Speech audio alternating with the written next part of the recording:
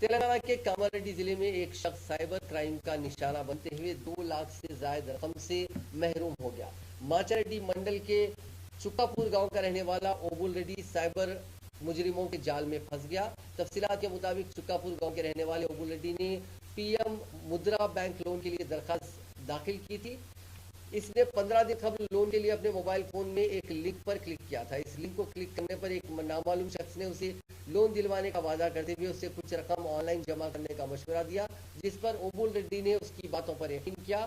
اپنے on line account کے ذریعے قسطوں میں 2,28,000 روپے منتقل کر دیا، لیکن لون کی رقم جمع نہیں ہوئی۔ اوبول ریڈی نے نامعلوم شخص سے رقم پیدا کرنے کی کوشش کی، لیکن اس کا فون بند بتا رہا ہے، جس پر وہ پولیس سے رجوع ہوا۔